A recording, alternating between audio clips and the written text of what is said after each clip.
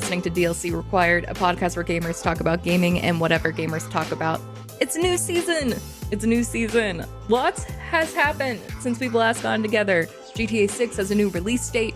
Critical Role Campaign 4 has started, and it is devastating in the best way possible. Perhaps most exciting in the lineup, though, Borderlands 4 has finally arrived, and to kick off this brand new season, Sam Winkler, the narrative director of Borderlands 4, joins us here. You might know Sam from Tiny Tina's Wonderlands, where he was lead writer, or his work as co-lead on Borderlands 3. He was also lead writer on my favorite Borderlands 3 DLC, Guns, Love, and Tentacles, as well as a slew of other cool as hell projects. You may also know him from any of his many guest starring panels at PAXs across the globe, or you may just know him as a guy from Twitter. Either way, I love him. You'll love him too. Welcome to Season 3, guys. This is DLC Required.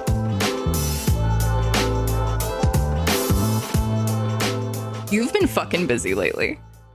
Yes, I've been getting really into soup. I've been doing a lot of caldo verde, which is a Portuguese soup with a leafy green and potatoes, and you're looking at me like I'm blowing this. No, I had no idea. I was expecting sourdough, honestly. No, I don't.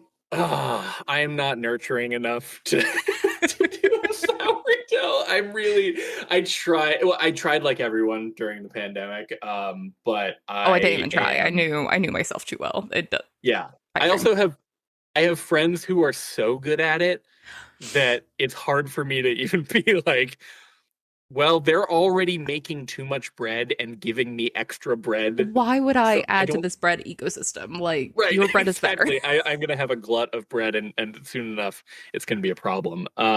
No, it's soup weather. It's soup weather. We did a French onion last night and it was lovely. Ooh, that would be sick. I've never had homemade French onion. I've only had like chain restaurant French onion. It's rewarding, but also at the same time, you're like, why was I stirring this for 2 hours?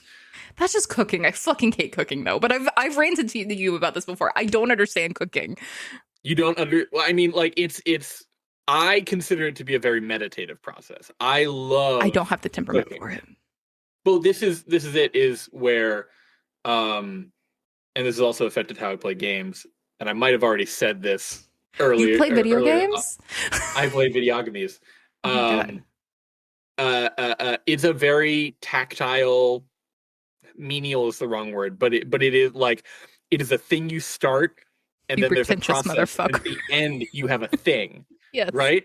Like, writing is not always like that. No, but with the cooking, you spend so many hours and money and prep and doing this, and sometimes it turns out good and sometimes it doesn't, and then you eat it in like 15 minutes max, and then you're just like, all right, well, that's done.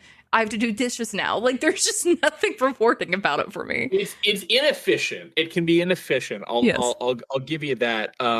But as someone who often has a lot of high priority things to do, whether it's like work or taking care of my kids, spending time with her, all that stuff, things where I have to be like on all the time, cooking for me at this point is the kind of thing that I can do while half paying attention and kind of be like zoning out a little bit, or put on a podcast or listen to music, and it is almost meditative. It is. See, that's Overwatch for me. That's I that's a mental disorder in itself, but no, I understand. I envy that. No, I had no idea you were so busy with soup. I was talking about all of your PAXs and Borderlands 4 coming out, but that I mean, yeah. The job of a writer is frequently done long before shipping, But you don't have to tell people that. You had to go on a press tour and do things. You had to That's true. do stuff. I did have to go to Australia.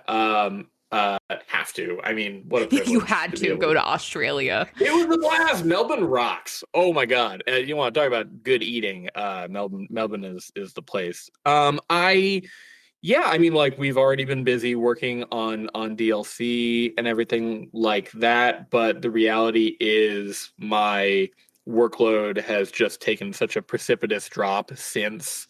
A launch year is simultaneously always very, very, very busy, and also represents this complete, like, collapse of like, oh, okay, I have been clenching for the last 3-4 years on this one thing, and then all of a sudden it's out, and all of that like potential becomes reality, and the conversation becomes not mine anymore.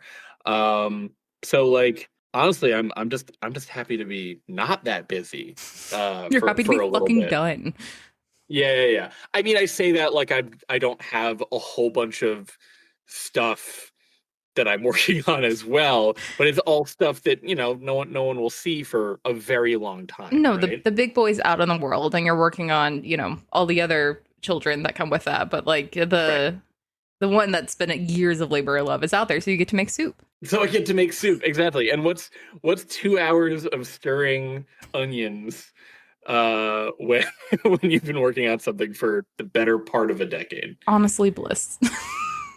Yeah, it's classic.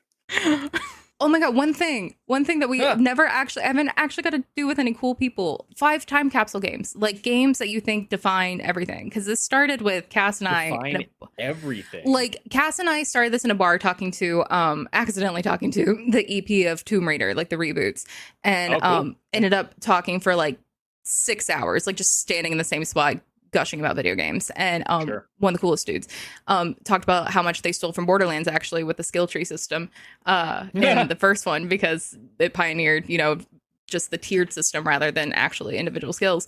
And but we're talking about video games, and we're like, okay, if you could put like 5 games in a time capsule that aren't necessarily your like best or favorite, but like ones that you think if people forgot about video games and you would want them to experience those, so they can be your favorite.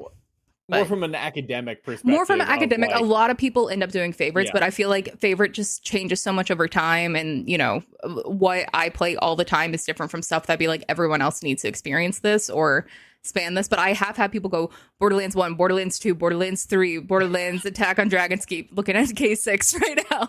So, I mean, that'd be a very specific new video game industry that we've it rebuilt would. there. So, if you had to rebirth the video game industry and put it in a time capsule, 5 video games. No pressure.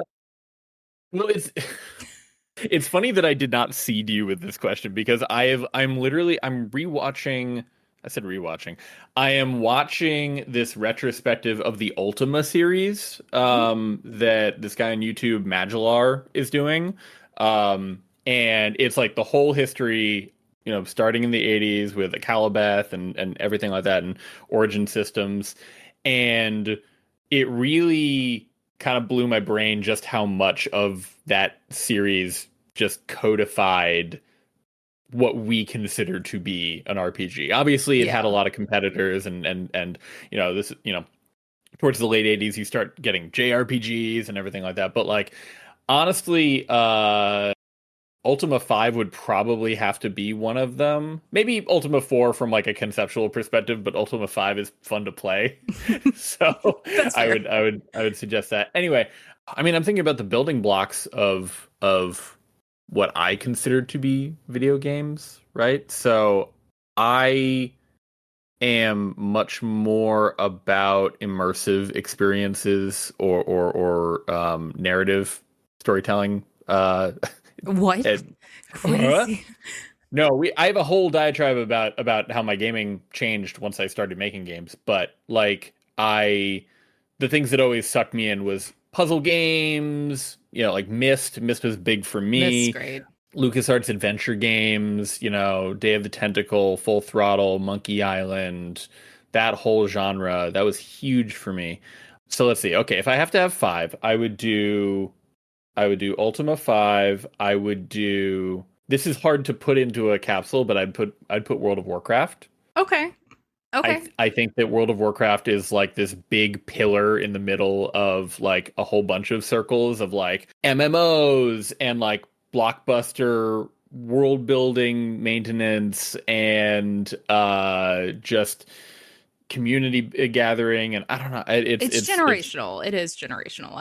It is absolutely. Yeah. I know people who are still playing. Like I played through the first 2 expansions, like way back when, and fell off of it, or got clean, depending on like whose opinion you wanna take in that. But I know people that I played with back then who are still playing, and that's Nutter Butters, right? Like so.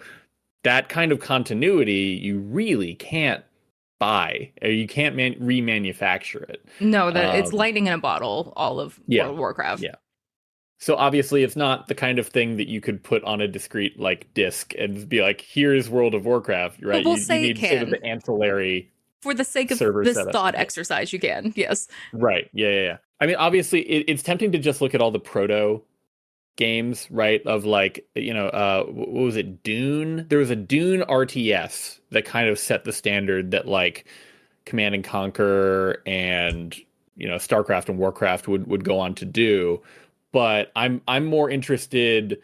I think people can make prototypical things much more easily. So I think what you actually need is, here's an exemplar of like a perfect version of the thing. So I would say that like, I think StarCraft by all means is one of the greatest and biggest games ever made, because like it went on to influence so much of even the structure of like Blizzard and then kind of branch off after Warcraft, branch off into like League of Legends, right? Like League of Legends started as, well, Dota, and then what I mean. So there's that genetic history there that I think you would need to preserve as well. Shooters? Oh man. Don't make me choose for shooters. I am. I'm making you choose child. You don't have to put a shooter in there. It usually gets hard around number 4 for people, because choosing top 3 is easier. Things top 10, you have a little more leeway, but people usually get tripped up around this number. I see why people put Borderlands in there, in terms of the like, oh, you've got, your chocolate and my peanut butter, right? And we finally made that work. Here's the question. Am I trying to rebuild games as they are now, or am I trying to rebuild a brighter, more beautiful space for games? The problem is I really loved the original Call of Duty, like the multiplayer of that. It was really fucking good.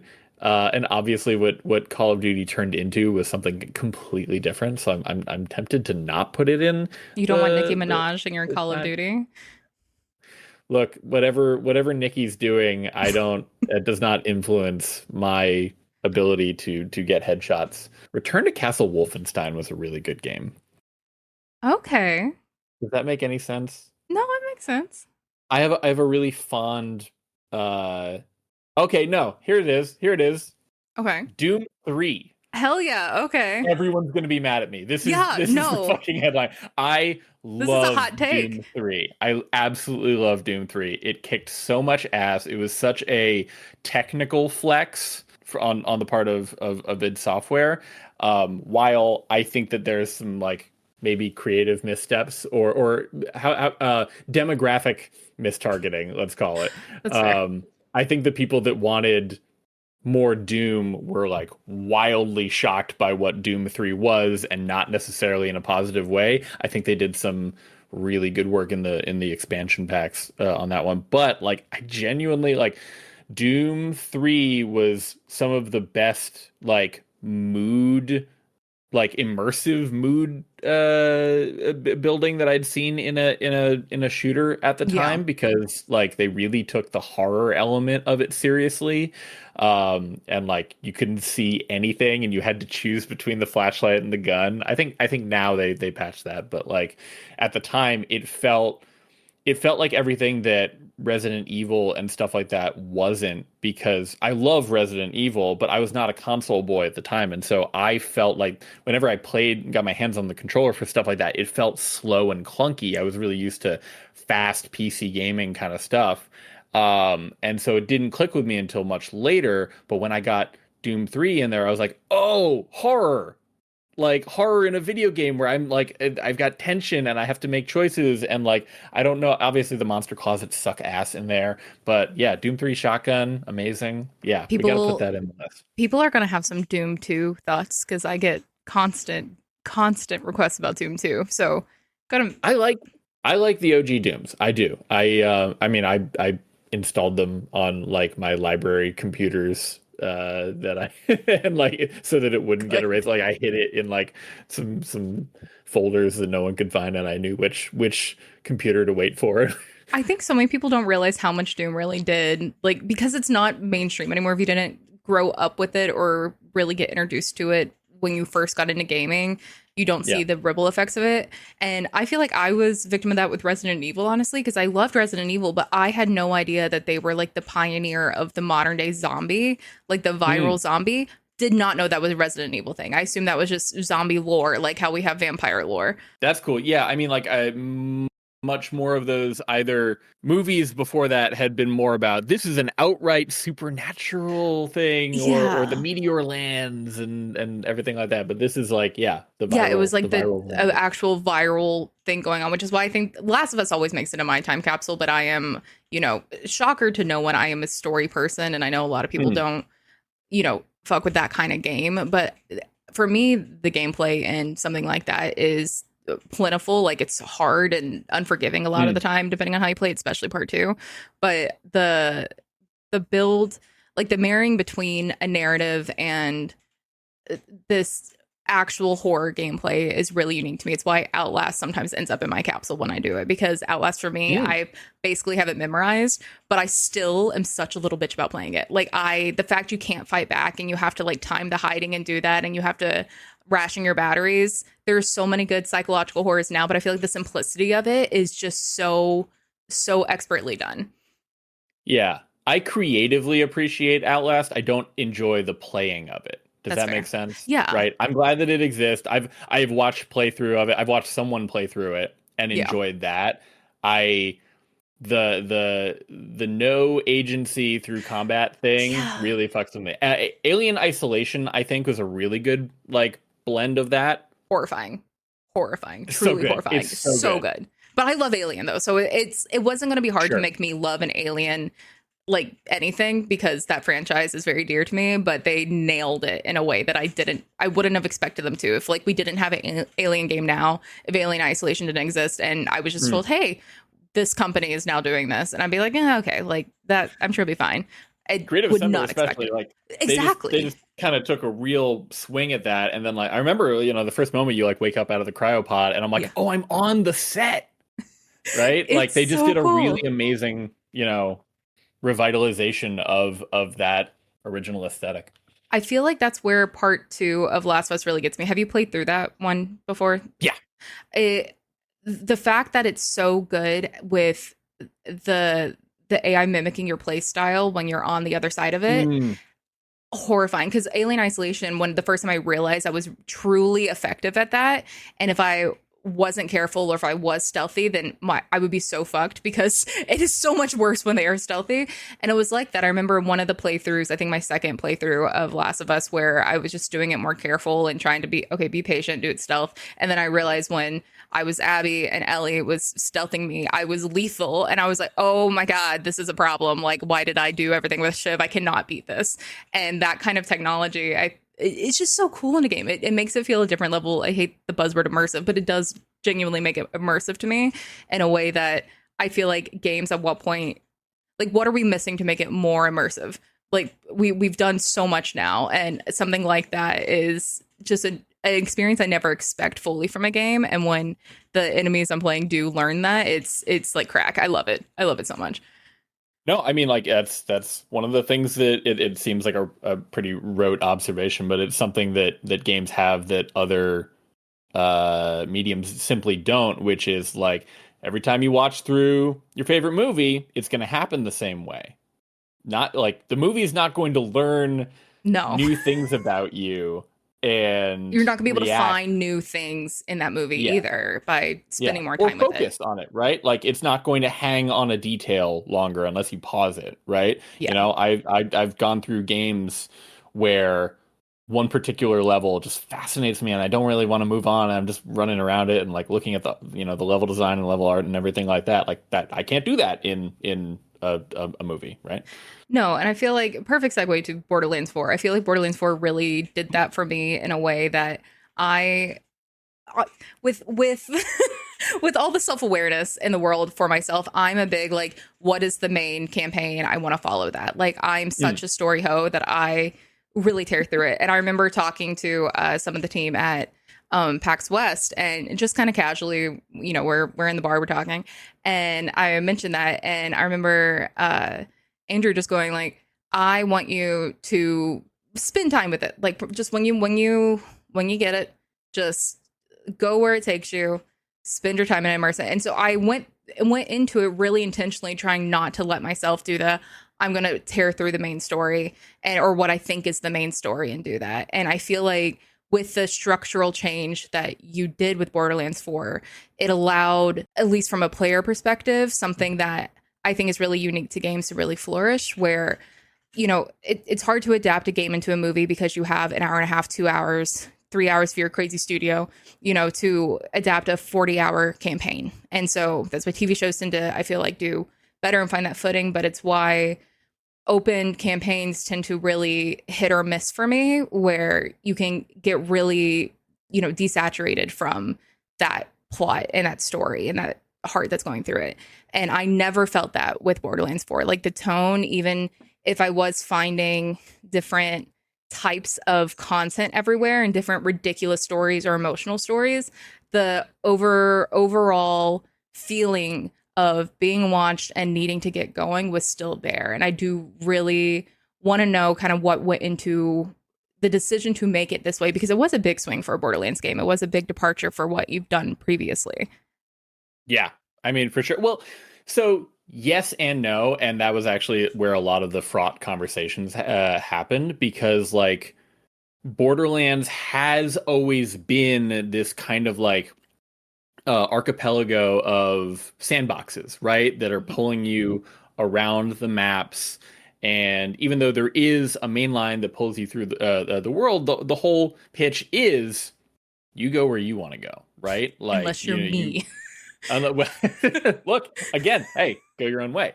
But that was very early on of like, okay, the thing that has been keeping us in, this sort of string of separated, airlocked maps has been tech, right? We have simply just not had the tech or the tech investment to stream new sections of the world in dynamically, and so it always has had this design philosophy around like self-contained areas.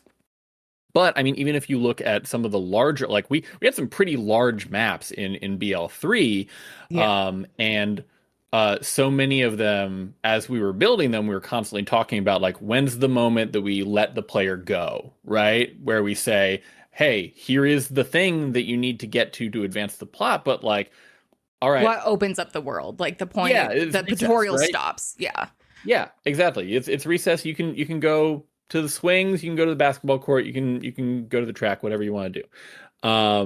And taking that methodology and applying it to the whole fucking world, it was kind of a shock for a lot of people. But it was something that we were constantly, nickel and diming. Of course, I can't really speak to the level design element of it, but on our end, from a narrative perspective, we had to ask those hard questions of what is a less linear Borderlands story, right? Mm-hmm.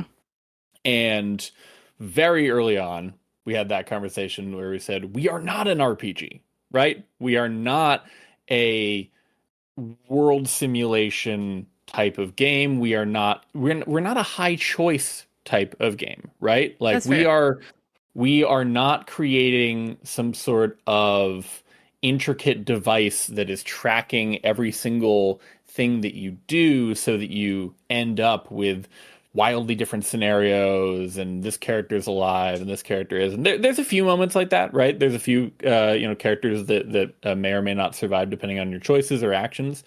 But it was much more about offering a buffet. It was much more about going, what are you in the mood for? Right? Like, hey, we've got this whole world in front of you, and it's kind of up to you to tell us what you want, right? And so, obviously, you have it opens up in gradual steps, right? That prison opening, very linear, extremely. There's like the hallway, and RJ's like, come on. But then you have the beach, which is also not super open, but when Claptrap tells you to go over and get the You don't have to go where he tells you. Yeah, you can go to the beach. There's a little house. There's you can grind for some XP. You can do combat, whatever. And then the moment you get up into the Fade Fields, that's when we wanted to just say, whatever you're feeling, man. I feel like the moment for me where when I've talked to people who are like doing it in chunks, basically, I'm like, where it feels like open world, like the cyberpunk moment of Johnny is now in your head. This is what you're doing. You now have the world.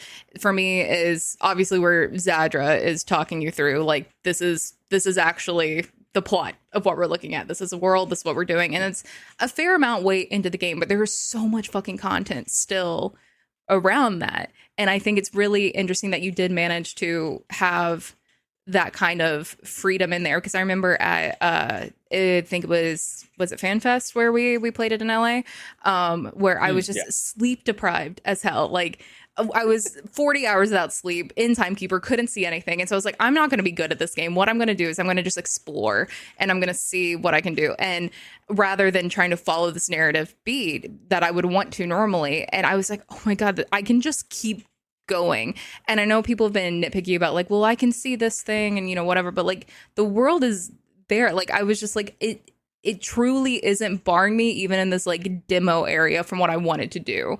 And it made me excited, but it did have the moment of, does this still feel like Borderlands? Like it does, but there was something about it that was like, is this throughout a whole campaign going to still keep that vibe for me?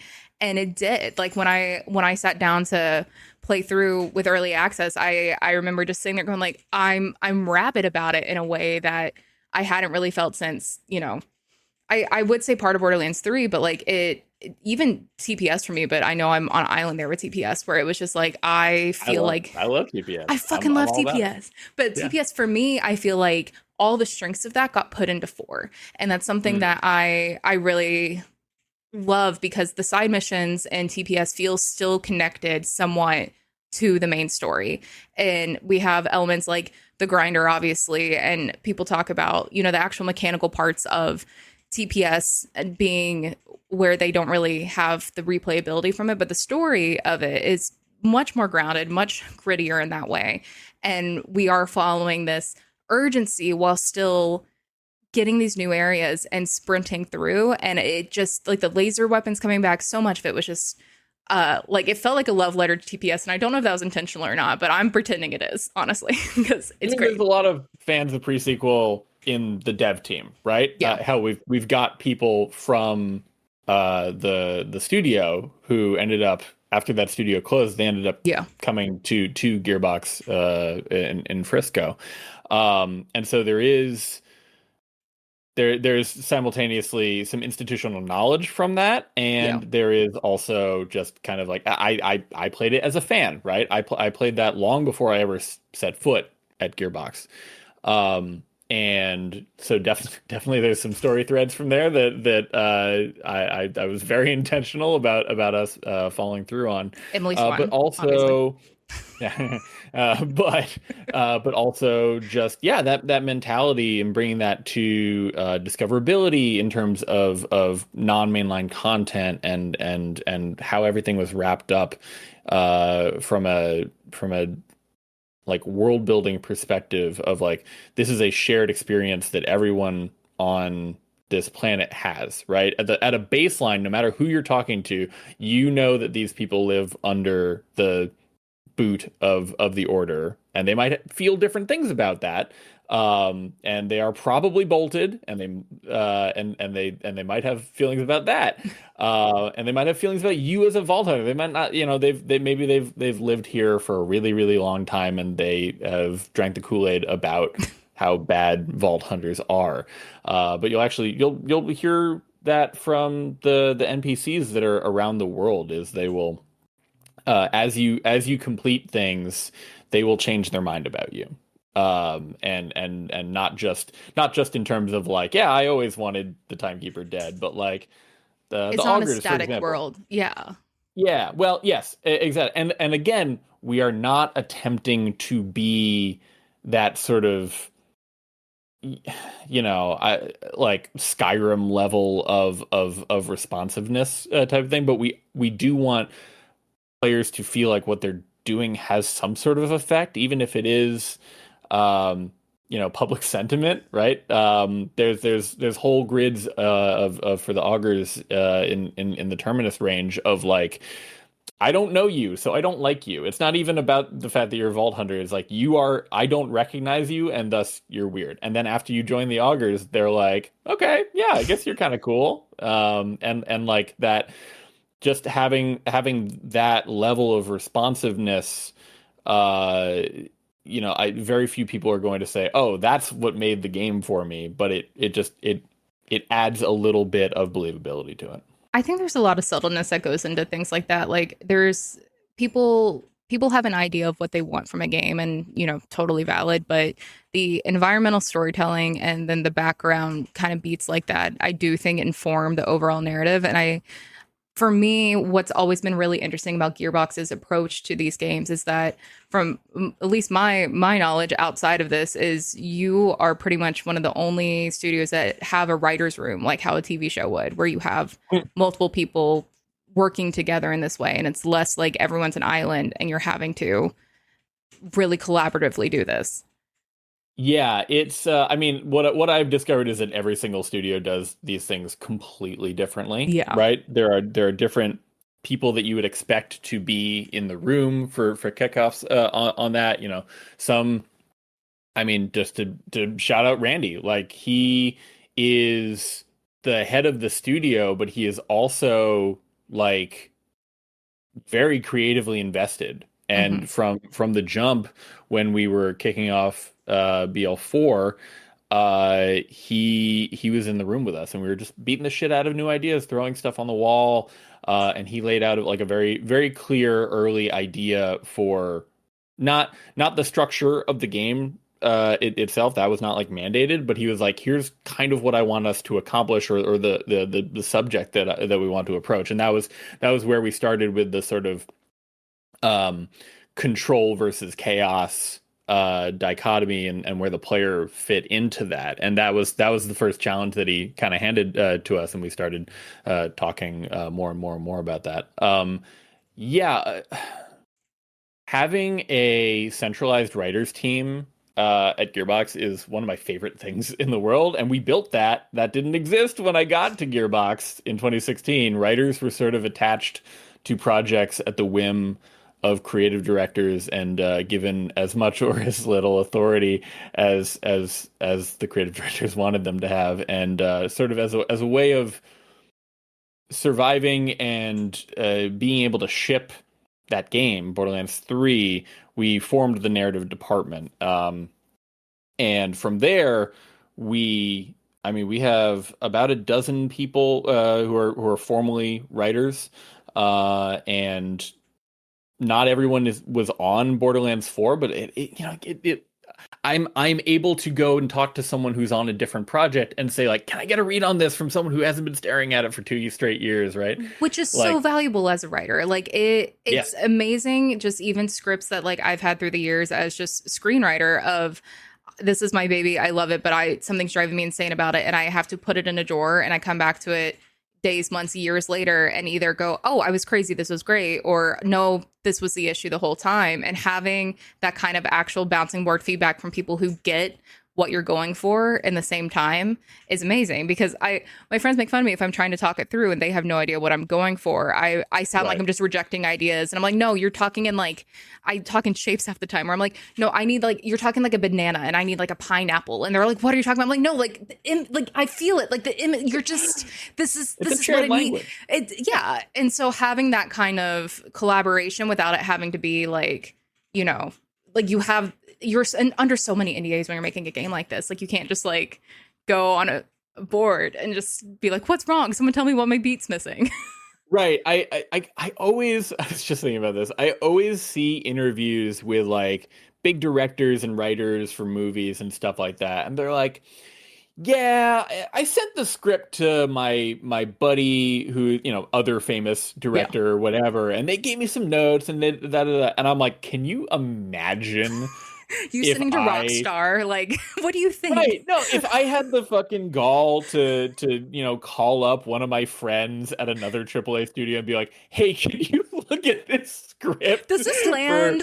What do you think?" For this unannounced video game?" Like, no, that's it can be very isolating to work under the umbrella of an NDA. Like, obviously there's reasons for their existence, but like there is not as much industry shared knowledge other than like general craft stuff, right? Like we talk general craft all the time. So, but yeah, having that resource internally where I can just be like, "Hey, you know the gist of this. Let's talk about it." That's amazing. Like that you're talking about like putting stuff in a drawer for a while. Like that drawer doesn't exist. It can't exist, right? No, because like you're a talking billion about departments burn are rate. depending on you. Yeah, Exactly. If I said, "Hey guys, I'm going to put a script in a box for a year. Don't mind the burn rate on the year that you are waiting on this. Yeah. It just needs to really cook. It needs to marinate. I'm going to have some kimchi for you later." Like that's not how it can work. No. The first thing that like ever happened to me at Gearbox, I came on to write for Battleborn DLC. Hell yeah. Yeah. Miss you, buddy. But I had been coming from a position where I was writing novels. I was working on that stuff, and like trying to get anyone to read even a chapter of your novel is like impossible. Yeah, right. no. Like it's if it's someone who is your good friend, maybe. If it's your mom, being maybe. read is the greatest gift, and people don't understand. Like it is Absolutely. Yeah. It's incredible. And then like the first thing I did, the first day of work at Gearbox, I had to write like 100 battle lines for a character. And Randy Varnell, creative director of Battleborn, and then he became the managing producer of our narrative department when we founded it, and now chief creative officer at Gearbox. That first day, it was I had a desk right next to him, and Randy says, "Okay, yeah, take a stab at those, and then we'll go over them when they're done." And I literally just like turned 90 degrees, sat down at my desk, wrote 100 battle lines, then like an hour later, turned back and like, "Okay, I did them." He's like, "Okay, let's talk about that and let's go over that." And I had never had that level of like feedback and like very quick turnaround on discussion and like what it meant to have battle dialogue and why, what you're trying to accomplish and sort of that pulling the needle between utility and flavor and all that. It was just a masterclass immediately of not just how to write for specifically that game or that character, but also how to ask for help and how to get crit, and specifically how to get crit in an environment where you're all working on the same thing. Yeah. Right? Getting crit from someone who you like respect as a fellow creative is one thing, but getting crit from someone who is also invested in the thing that you are making, those are different flavors. And being able to understand what you're getting and how to best use that information is crucial. Anyway, I got off on a tangent, but yes, I love that tangent. No, it's valid. Having a writer's room is one of my favorite parts of being at Gearbox, and also it makes all of us less precious. You can't be in a writer's room and be precious. No. You have to throw out ideas, be ready for them to stink, or be ready for the dreaded like moment of silence after you say it. I gotta swing here and just whoop. All right, that's fine. And be ready for someone to like plus up what you just said, right? And be collaborative, right? Like that's where being like narrative director is about, right? Of like that was my big lesson on this project, right? Because I'd previously been lead on a whole bunch of stuff, but being a director is a whole different ballgame at a point. It's a lot more talking about writing than it is writing. It is a lot more setting boats into the water and hoping to God that they know where they're going. I feel like it's also there has to be a lot of creating that environment, that space though, to be able to make those swings and pitches. Because if you're a shitty director, like I've had shitty directors, I don't feel comfortable being like, you know what, how about we try this? Like let me do a take like this, you know, and having that kind of feedback loop there where people can go through ideas, especially when you're doing such a tonal shift for this game, I feel like is really important and probably a not easy job to have. Yeah, that was kind of that was one of the big jobs that I had, was keeping the rudder on tone and, you know, storytelling vectors stiff, even as people, as it met reality, right? Yeah. Like we spent a whole lot of time early on saying like, this is going to be more serious, this is going to be more grounded, but we're still going to have humor. We kept saying that over and over again, and then we had to actually hit the ground running and start writing stuff. And like, oh, okay, interesting. Like my initial reflex is to turn this into a joke, but that won't work with the new standard. And so like, yeah, we set out that goal, and then we fucked it up a whole bunch, and then we kept doing it until we didn't writing, fuck it up. baby. Yeah, exactly, right? You know, nothing is ever carved in stone from a writing perspective. But like, how do I say? Sometimes it is. So like I wrote every cinematic that was in Borderlands 4. Obviously, that's with, again, people editing and rereading. But you were responsible for the copy, like the script, the pages came from you. And those have to be locked a lot earlier than the stuff in the missions around them. Oh, you need faces animated and people talking and not just lines to feed it. You need crazy. mocap. You need localization. And additionally, because we had invested in our cinematics so much, like shout out to our cinematics team, Matt Ward and everyone there absolutely crushed it. But we had to be a lot more deliberate about what we were doing, right? We were including player characters in there. We were giving them things to say. That was like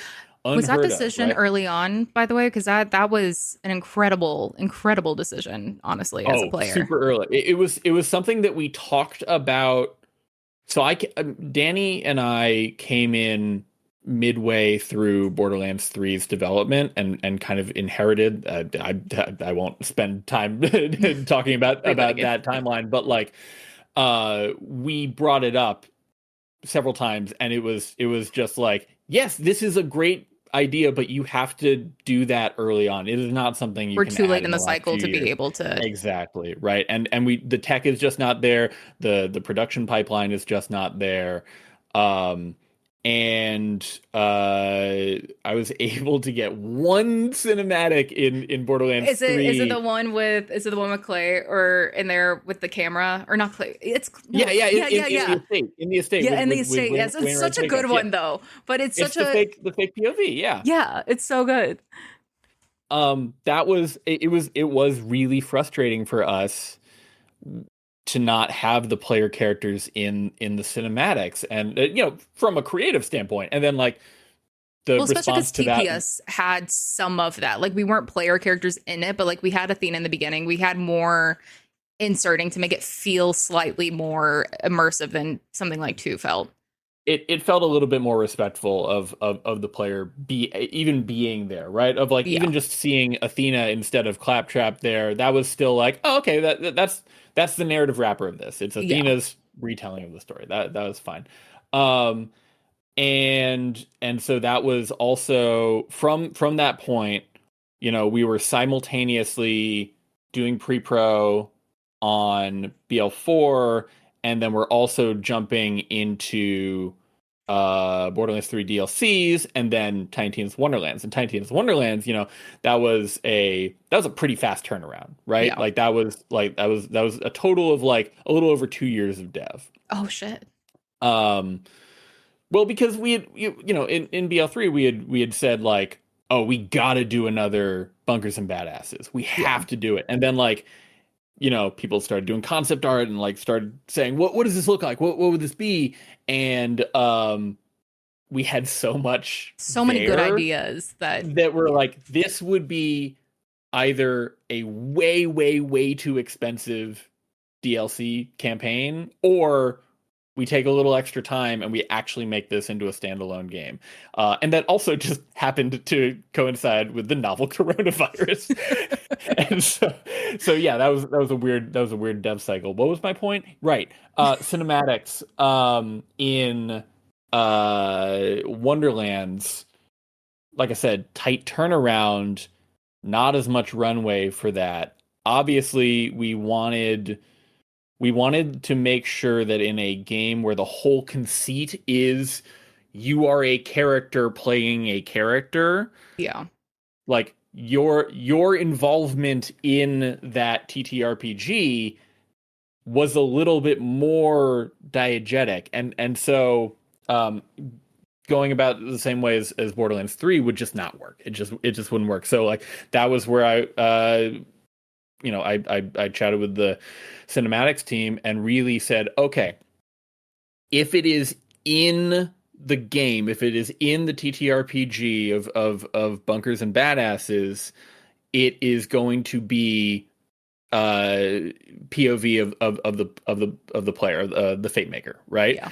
And so that's where we ended up with, and there's only a few of these actual cinematics, but like by and large, Butt Stallion getting, and things like exactly, that. Like the big Butt Stallion moment, the ending sequence, that sort of thing. And we'd go into sort of like mostly third person omniscient for like Tina's title cards where she's slamming down the little figures and stuff like that. But even that, like, you're still mostly seeing the game table from your the presumed POV of the person playing the Fate Maker. And we got a lot of really good feedback on that. Or more specifically, we got a lot of good feedback, and then we didn't hear any negative feedback about where the fuck is my player, right? Yeah. and that's a win. That's a win you will take. Right. And so that was just more ammunition for like, okay, this is worth it. This is worth doing. And I'll be honest, there were several kind of moments where we said, are we sure we still can do this? Are we sure we still want to do this? Right? Of like, it's not free. You don't just plug in each different Vault Hunter into these cinematics. Like, some of them are wildly different heights, so you have to adjust the camera. Shout out, Emma. You know, some of them, right? Exactly.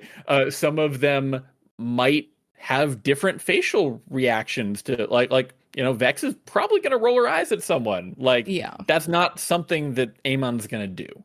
And so it does multiply work significantly. But we did it. We wanted to do it. But you also announced it pretty early. Like, I feel like it was 2 PAX West ago. Like, it was over a year. We hinted at that. We hinted at that at PAX West just because, like, it was one of those top bill items that people were saying, like, hey, this felt like it was dragging down the storytelling in Borderlands 3, right? That, even outside of the structure of, like, I'm just kind of following whatever Lilith wants to do, it is, I don't even feel like I'm here for, big moments. Obviously, the big moments that we all know about of where the hell was my character, and those could have been hooked up differently. But we knew it was something the fans wanted. It was something that we, the devs, really wanted and had to commit to. Yeah, absolutely.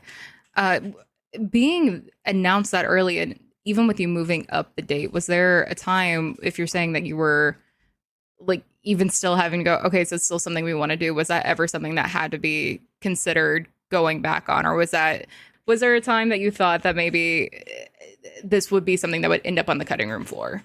I mean, that's game dev. Game dev is basically every feature that's in the game. At some point, someone's going to say, do we have to cut this one off? Right? Yeah. Like, it's battlefield triage far more often than it is like rehab care. It is really, you are constantly killing darlings, and more importantly, you are constantly like pricing out your darlings. You are, it is a zero-sum game. Every single thing that you do means that you are not doing a bunch of other stuff, right? Yeah. And so you are always looking at, okay, this feature took a lot longer, came on late, and as a result, we don't have the bandwidth that we thought that we had. So yeah, absolutely. Like, because having player characters in the cinematics was a big risk and was a big production concern. Absolutely, we had those conversations. None of those conversations happened after we announced the game, though, because like you said, we teased it at PAX West that year, and got a lot of people going like, "Ooh, this is exciting." That was just confirmation for us, but also like having to redo all the cinematics to not have the player characters in that time frame would have caused way more problems than we would have gotten back bandwidth for not doing. You know what I mean? Like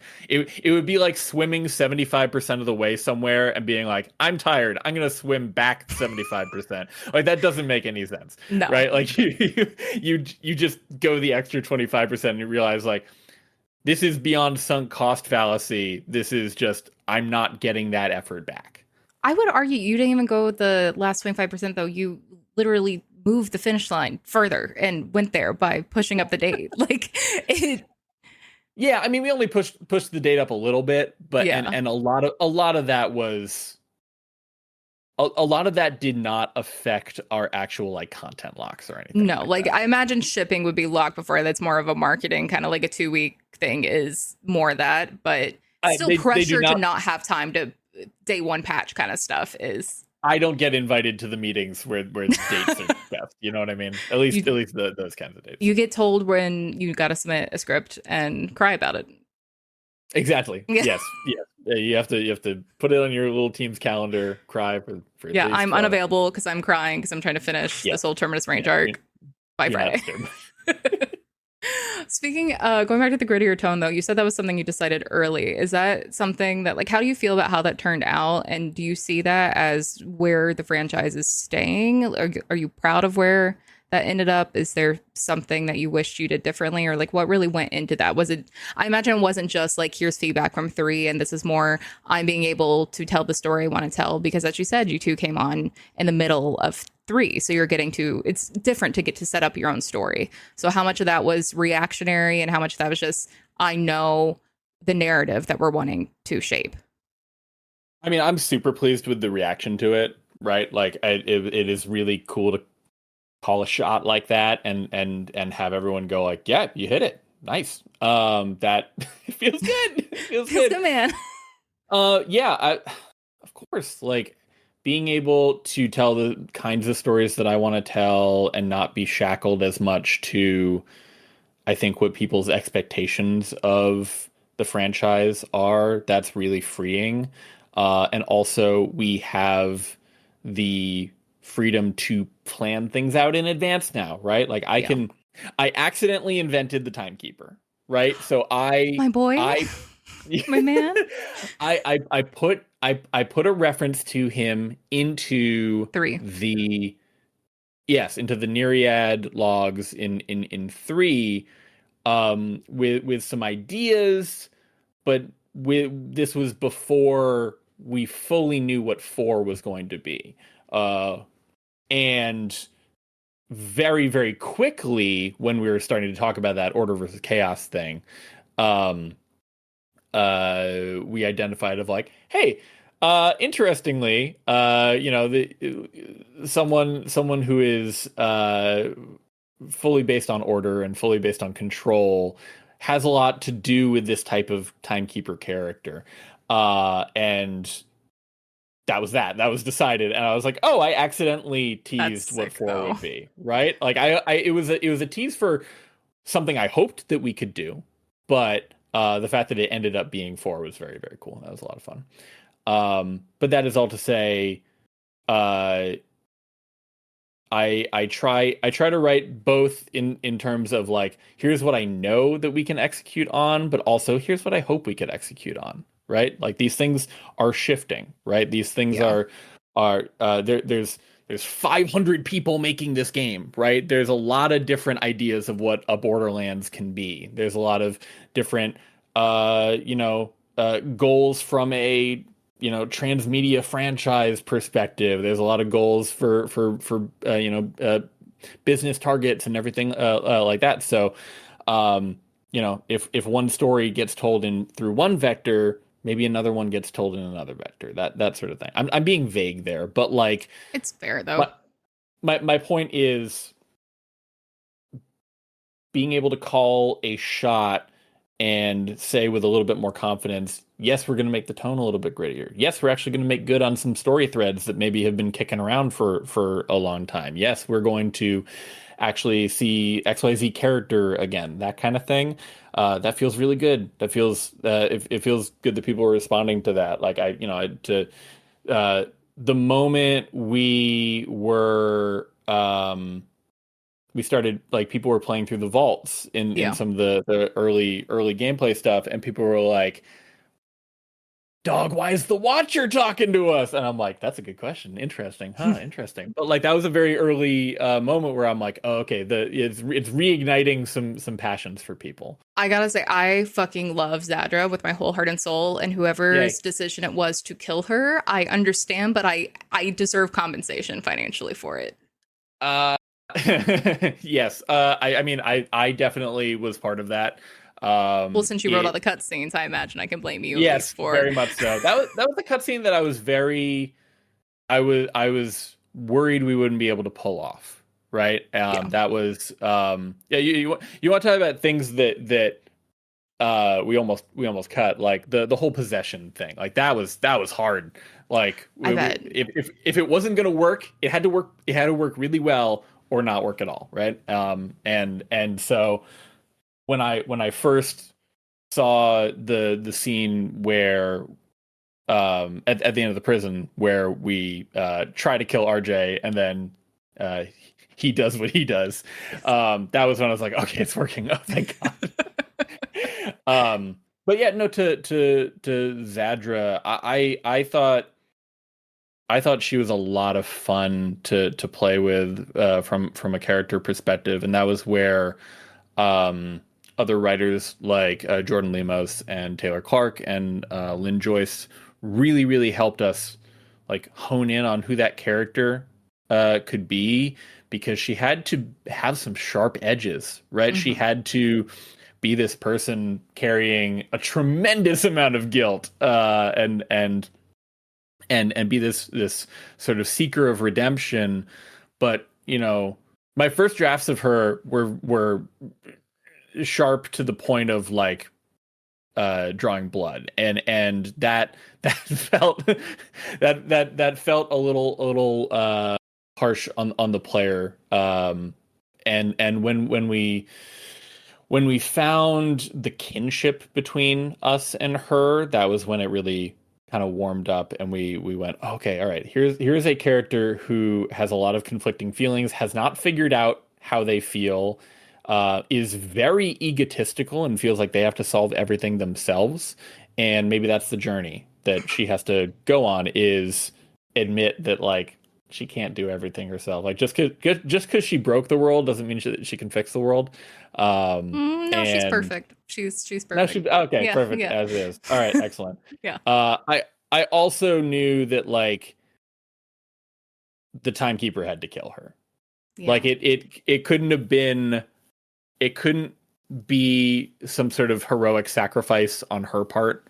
It couldn't be some stupid stray bullet in a fight or something like that. Like it had to be very purposeful for her.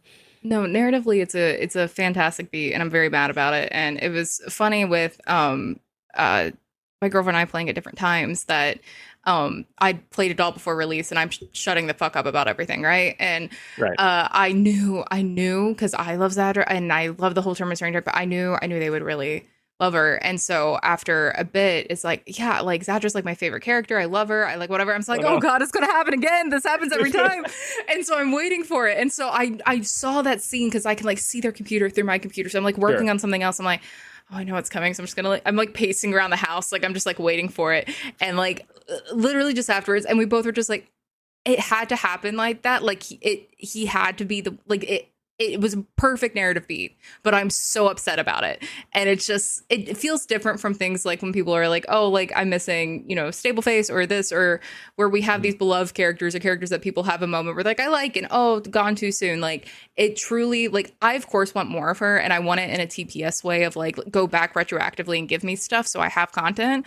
But like that felt like a correct end, but it does such an effective thing for me in a way that I know a lot of gamers here are not interested in, because it's not the point of why they play Borderlands. But it was such a moment to me that she's talking about realizing she doesn't have to kill him, and she has that hope while he's actively possessing, and like is conscious of that moment. Like they're both conscious of that being heard in this decision. And the essays, the dissertation I could write on that kind of emotional beat that we're able to get in looter shooters, I think is something that you've really not to sit here and just like, you know, fluff your ego, but like it landed every single cutscene for me, where it felt like those narrative beats really did deliver. And someone who is obsessed with lore and story, but also loves that gameplay loop and, you know, loves looter shooters. And I do play it for both reasons. And I don't expect, you know, Last of Us kind of storytelling or cyberpunk kind of beats in Borderlands, but it delivered in a way that no other Borderlands game did for me. And as much as I sit here and, you know, people love talking about Hand and Jack with me, and I sit here and argue, like, I feel like the Timekeeper, Zadra, Calder, all these characters that you really came in and brought in, like, it is such a well-defined world. And the way you guys approach it, I really want to see where you intend to go with it, because it, even outside this planet or these characters, it just puts so much trust in being able to create new characters, new beats, new stories, and have it land so effectively for me. Because that moment killing Zadra, I think I haven't felt that emotional response since Jack killing Roland, and I do think this one hit more for me, and that's a big deal coming from a Jackson. Yeah, I was gonna say that's high praise. Thank you. I really appreciate hearing that, because if I had a number one fear going into this project, it was, oh God, how are people going to latch on to these new characters when we have this existing stable of like incredible, like iconic, fan favorite, super fun to write, super fun to hang out with characters. And I love them all. I loved spending time in Borderlands 3, getting to, you know, work with so much of that stable. And yet from a very early point, we said, like, I think this does need to be kind of the start of this new era. And it's not a reboot, right? Yeah. Like, it is a direct continuity follow-up to Borderlands 3, but we are leaving a lot of stuff back in Pandora, back in that part of the Six Galaxies. And so, yeah, I was like, okay, yeah, is anyone gonna give a shit about these characters that I've fallen in love with over the past few years? And then, like, hopefully, you know, be afraid that they'll die, be invested in their quest for freedom, right? Because like everyone wants freedom, everyone wants to kind of be the masters of their own lives. And there's been a million games about, you know, overthrowing the tyrannical despot and freeing people. But like, going back to your note before about the nonlinear narrative there, that's where I really took all the lessons from our DLCs in Borderlands 3 and said, we can have these pockets of story with a tight, focused cast list where everything can matter within this little, you know, terrarium of the game.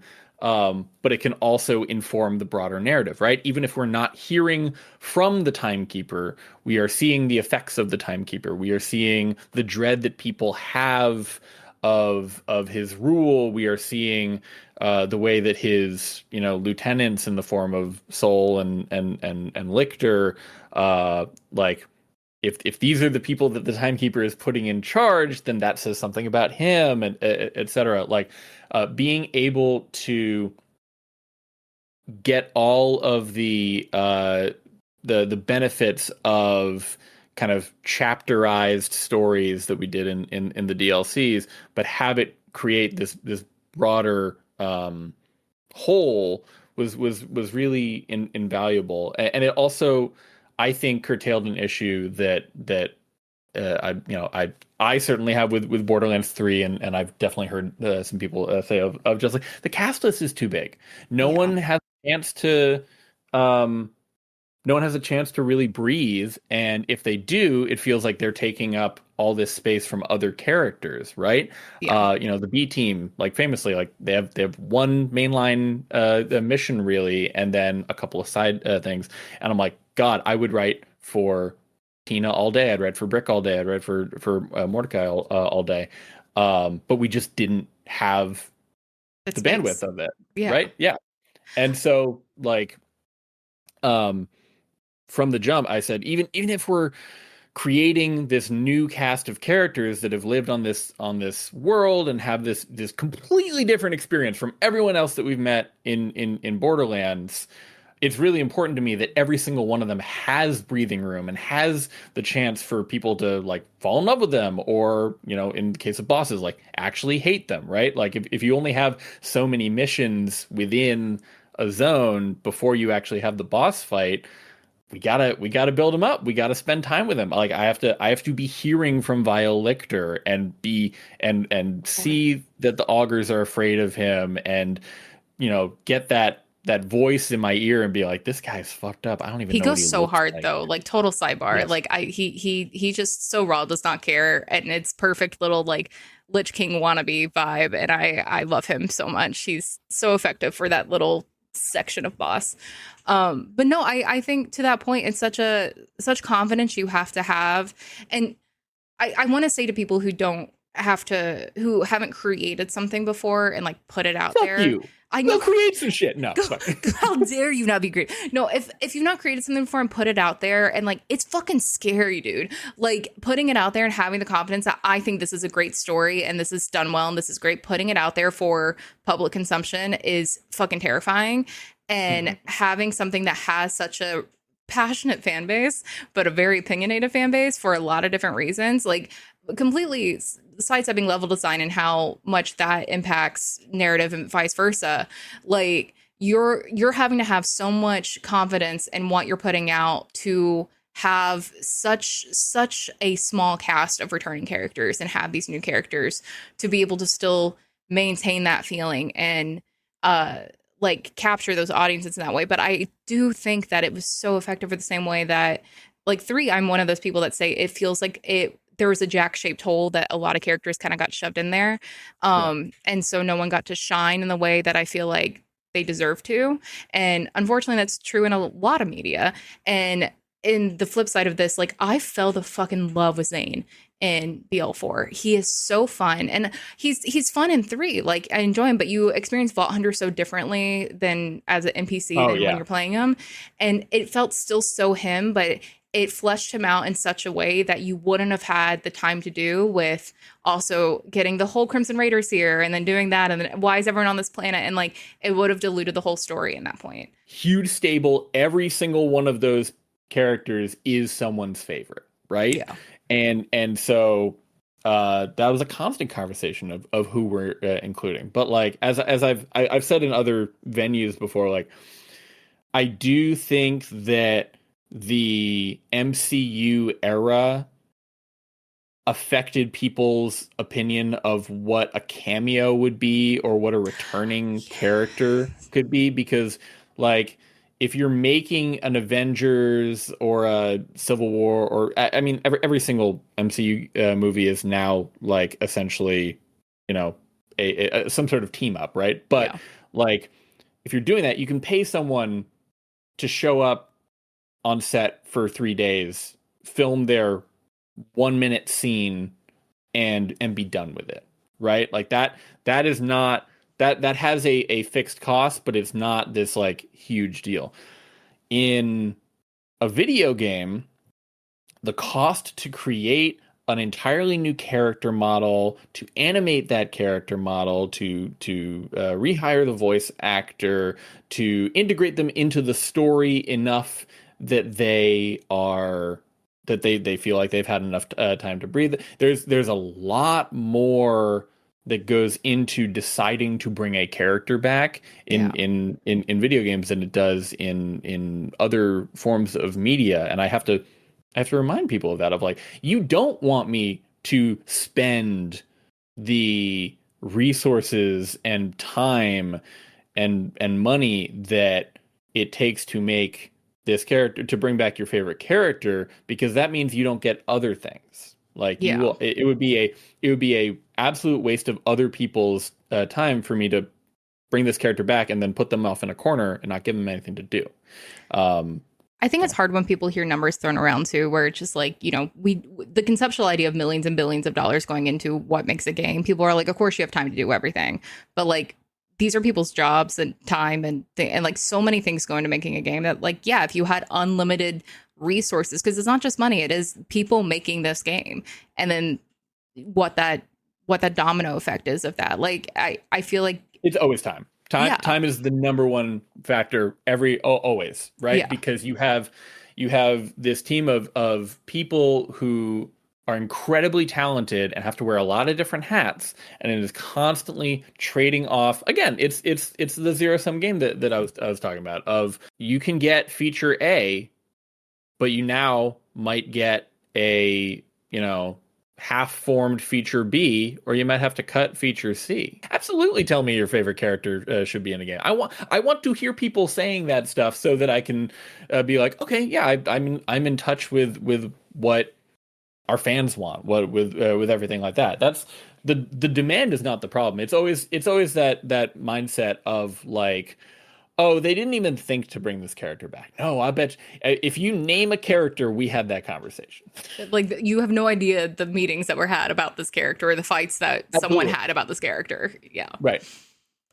What was one of the first things I feel like decided in Borderlands 4, if that makes sense? Because I know when you talk about Borderlands 3 a lot and you come in, obviously big point of contention is Maya, but you pretty public about when you came on, that was decided. That was something that was a starting point from that. Is there a similar beat with 4 that like you knew things you needed to build around, or part of that story you wanted to tell, or was this a very, given the state of a non-linear game, something that just kind of evolved over the course of writing it? That's a very good question. There were a lot fewer, from my perspective, again, jumping into BL3 halfway through, there were a lot fewer mandates in place at the start of BL4, right? And to Gearbox's credit, you know, I can only speak about our studio, but we are not super rigid about who can pitch things, about who can make suggestions, or even like outright just say, hey, the game should be this, right? We try to have fewer and fewer walls about that. So one of the first things we did was just, we had weeks and weeks and weeks of pitching, right? And some of those were really outlandish, and some of them were really conservative of what you might expect a sequel to be. And from there, you know, the primary stakeholders of the project got in a room and beat the shit out of it and found the things that best fit our goals, right? Or at least said, oh, I think there's rich soil here. Let's see what grows, right? Like I submitted my pitch for what BL4 would end up being, I think 6 years ago. Holy shit. Maybe to the day. I don't know. It actually might have been a little bit before we launched BL3. But like, I look at that and like, there's some stuff in there that made it through in really weird ways. You know, Zane was prominent in it, and there was a space elevator and other things like, and there was a new planet. That was one of, you want to talk about things like very early on. Yeah. We said, we've seen a lot of Pandora. We're not done with Pandora, but we have seen a lot of Pandora. Let's do something fresh, right? That was something that people really liked about Borderlands 3, is like, we're seeing new planets in this universe. That's so cool. And all of them have like different vibes. Let's go all in on a single new planet that people feel like they are exploring for the first time alongside their own player characters. I think that's a challenge in any game where you know, if your player character is an inhabitant of the world and there's a delta between what you know and what the player character knows, I think there's friction there. Absolutely. Sometimes that friction is fun to play with. Absolutely. But from our perspective, what we wanted was, let's give these Vault Hunters the same experience as our players, where they are thrust into a new world and they must learn very quickly who the good guys are, who the bad guys are, who are the guys in between. How does all of this work? And I mean, that's the greatest gift you can get as a creative, for someone to be like, hey, make a new world. Hey, here's a Clean blank slate. Yeah. Exactly. Especially if you're trying to get new people into the franchise. Like, that's a great way to introduce people without relying on playing any of the previous titles. Like, this could be their first Borderlands game. I mean, yeah, that's a drum that Randy bangs a lot. He says this could be someone's first Borderlands game. It could be someone's first shooter entirely. It could be someone's first video game, right? Like, the first video game my wife ever played was Borderlands 2 co-op with me when we were first dating. Yes, exactly. And this is, again, before I worked at Gearbox at all. And that was her very first time like picking up a controller and playing a video game. And keeping that in mind and keeping all of those realities in your mind at the same time and being like, okay, you have to write this for the person who is rolling their eyes and being like, I fucking know this, and the person who has not been paying attention, and for the person who is really eager to hear new things, like every possible imagined player is playing that game. And so that's something that we're constantly balancing of like, oh, am I over explaining this? Am I under explaining this? Am I making them ask questions, or am I answering something that no one asked yet? That is not just for BL4, basically every game we work on. That is always the thing of like, what doors are we shutting in other people's faces and how can we open them a little bit more?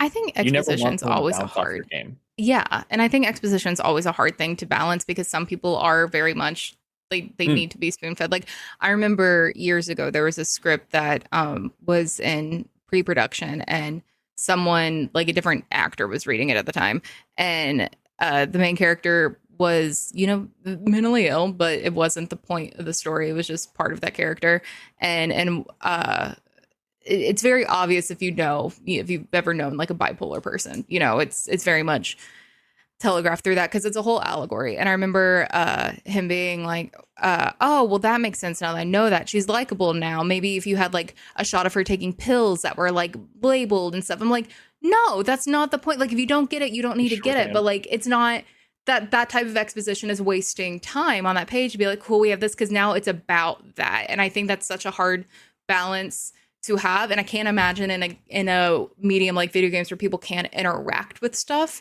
what those decisions go into. And then like, I laugh at things like, I know I've given shit about the Jack portrait in the Jacobs estate and stuff like that, where I'm like, this is a reuse asset. Like, why are so many questions about that? Well, I feel like, and I don't even know if you can answer this, but like the husk on Elpis, I feel like it's just a reuse asset more than a Tyrene like callback there. But I'm like, I want the story on that, but it's people overlook that. I'm like, oh, we'll talk for years about this Jack portrait that's a reuse asset, but no one wants to talk to me about the siren husk on Elvis. And so it's just so many things that come up with like what's worth spending the time that like to spoon feed our players, or to give that, or to like let them explore on their own, and what doesn't need to be explained. And that, I'm sure, is a headache to balance and go through. But then, like you're saying, you're having to sacrifice other things by doing that, and trusting that people are going to learn, how to play the game on their own, and that not everyone's going to play the game the same, especially in an open world game. Yeah, it is really, I mean, my mentality is, again, offering that buffet, right? Like, hey, drink as deeply from this well as you want to, but you got to be aware of the vectors that we have, right? Like, in a more traditional RPG, people could run around a room looking at descriptions of items and everything like that. So like the people who are just there for the combat and the loot, they don't touch any of that, but they read stuff. For us, there's a lot less of that ancillary storytelling, and so it all has to happen in either environmental stuff, supplemental echo logs, or be directly in their scripted dialogue or their their ambient dialogue, the idols and stuff like that, right? And to your point, anything you put in there is purposeful, and it is shining a spotlight on it, and it is, if you break the illusion for a moment, it is a writer going to a player. This is important. Take this knowledge. It's putting catnip out for me to go online and go, is this a fucking Tyrene husk or, the Watcher, blah, blah, like, have my whole thing. I was one of the people before BL4 came out where I found the Timekeeper reference in BL3 and went on a manic rabbit hole trying to find stuff about it. Like, a writer puts that stuff in for a reason, especially when you have fans looking for it. Right. Yeah. And it turns out I very purposefully noted the Timekeeper with two other ones that were like created guardians of the vaults. And so like, if you were looking too hard at that, it might have been insanely obvious that the Timekeeper was actually a guardian. I was literally going to ask, what was Timekeeper always a guardian, like a vault guardian? Oh yeah, absolutely. From the jump. And one of the first things I did was insert that sort of stealth, pun's the wrong word, but double entendre, where it's really interesting to talk about him having this order, but also someone having given him an order to follow. And I put that in the script of his title card, like super early, and no one maybe changed it. I love him so much. Okay, this is not a I'm sorry. I'm gonna go my lord. The lowercase order was always there, and I like that. Having that bit of world building very, very early on meant that we could influence all sorts of storytelling. Like a great example would be the vaults there, working with the art team to have this very distinctive art style that's very different from anything we've seen Iridian beforehand. And when we hit on this idea of these are kind of these like artificially almost 3D printed facsimiles of vaults made by a guy who knows what a vault looks like but lacks maybe all of the technological wherewithal that his creators had. The idea of these failed attempts at replication or supplementation, maybe depending on what he actually wanted what he wanted the Guardians to be. I felt like that was a really fun part of development to just go into every room knowing that, hey, this guy's a secret guardian, and like knowing that doesn't unravel the game at all, right? It is not one of those like Tyler Durden-esque types of things, but it does add depth and justification to a lot of the things that he's bringing in, outside of him just being like, he's not just some asshole he's not some asshole just being, I want people to do what I want them to do. Right. Yeah, exactly. He's not just fixated on it. He is as much a prisoner of his programming as everyone else on Kairos. This is not to excuse what he does, right? But he sees every single decision he makes, everything he does is affected by that and within the context of that. Did Zadra know he was a guardian that whole time? Yes. That would she essentially was one of the only ones to know that. I was like, when you were so much of these games, we don't get to see a lot of the in between, and I talk about that a lot when I get in lovely fights about BL2 and TPS and some of the stuff we're seeing off screen, specifically about like Jack and Angel, and a lot of the a lot of the stuff you're having to infer from either echo logs we're getting or things that are said, because we're not seeing all this on screen and we're getting the unreliable narration from these characters too. But also, if we're taking everything at face value, there's so much time that we are not seeing. And so, with any of these relationships, with Callus, Calder, Rush, any of these, is there something like behind the curtain of all that didn't necessarily make it into the game, but is something narratively that you feel like informed a lot of that, or was an emotional through line for you? It was just very important for me that these characters felt like they had been here, like we have stumbled into their world, right? That they have been managing, and that they have existed and gone through tribulations long before we existed, or that we entered their closed system, right? I think for Calder and the other augurs, it is so rare that we get to show an entire like new culture that has been around for hundreds of years in the game. Most of the time when you meet someone in the Borderlands franchise, they are either in a wasteland and have been trying to survive, and like whatever else has been kind of shucked away in the name of I'm going to try to live in this insanity, or they were living perfectly fine lives and then the mayhem came to them and then they're just trying to get back to that, right?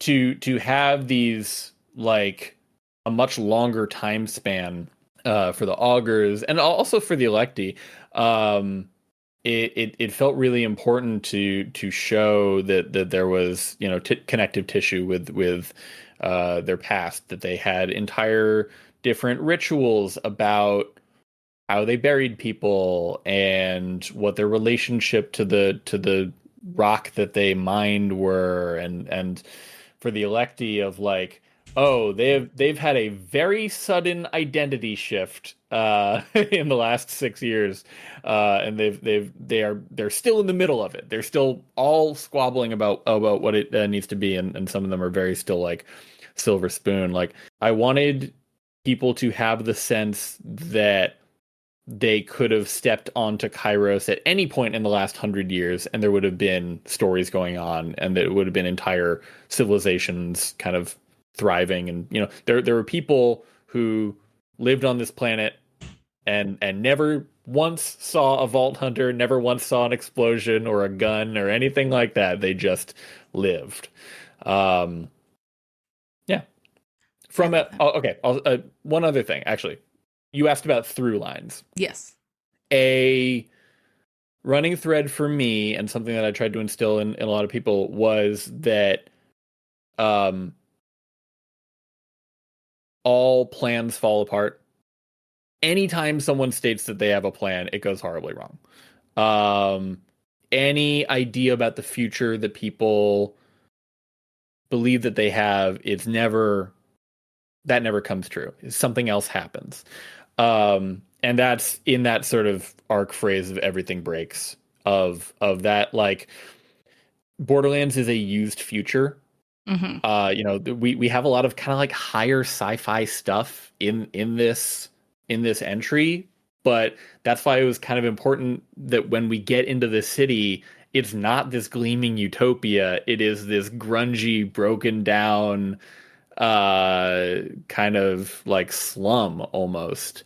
And seeing how the instruments of control break down, how societies break down, how people's plans break down, and how any attempt to keep anything in a bottle is inherently doomed to fail. That was the through line that I wanted to show. And like,